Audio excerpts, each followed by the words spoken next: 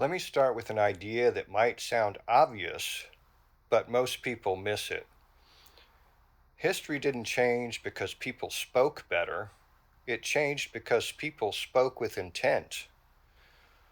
Some of the most famous speeches in history were short. Some were awkward.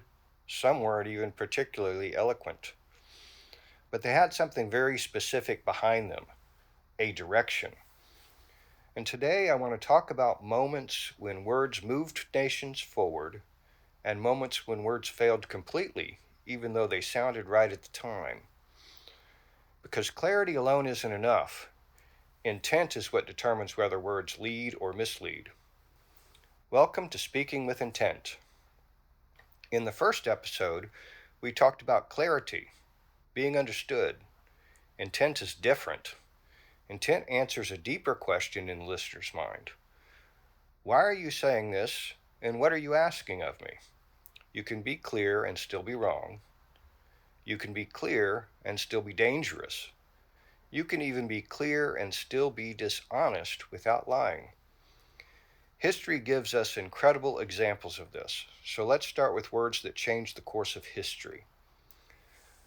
Abraham Lincoln.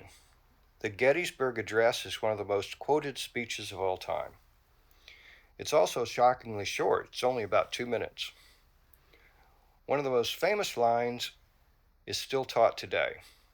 That quote is, that government of the people, by the people, for the people, shall not perish from the earth. Now, Lincoln didn't explain policy. He didn't justify strategy. He didn't argue. His intent was simple, unmistakable. The war meant something. When intent is clear, brevity becomes power.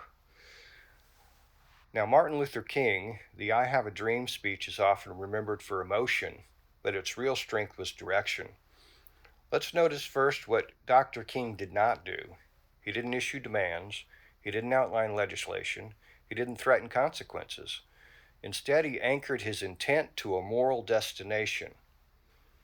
Here's an excerpt from that speech. I have a dream that my 4 little children will one day live in a nation where they will not be judged by the color of their skin, but by the content of their character. That sentence doesn't instruct, it aligns. Great intent doesn't command obedience, it invites belief. Now let's go to Winston Churchill.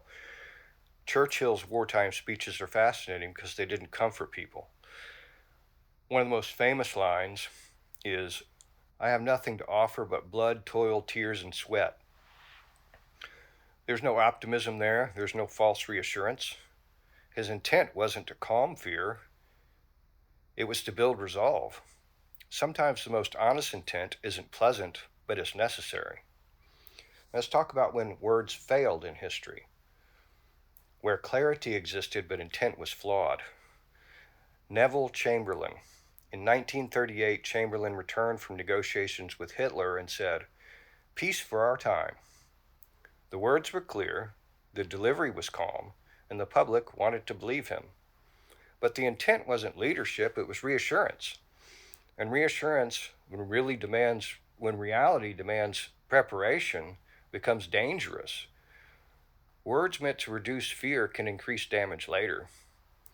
Richard Nixon, in his The Checkers speech, is often praised as emotionally effective. Nixon spoke directly to the public, humanized himself, and survived politically for a time. But the intent wasn't transparency, it was survival.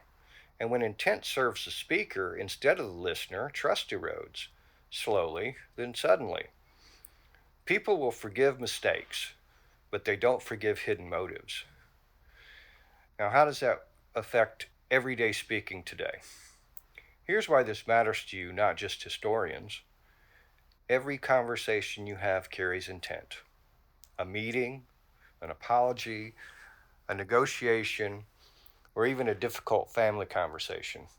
Before you speak, ask yourself, am I trying to inform, persuade, protect, or avoid? Do my words match that intent? Would a neutral listener understand why I'm speaking? Clear speech gets attention, intentional speech earns trust. History teaches us something uncomfortable. Words don't fail because they're unclear. They fail because they're misaligned. Clear speech helps you be understood, and intentional speech helps you be believed. And in the end, people don't follow words, they follow purpose.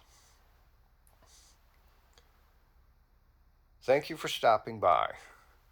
I hope you enjoyed today's episode.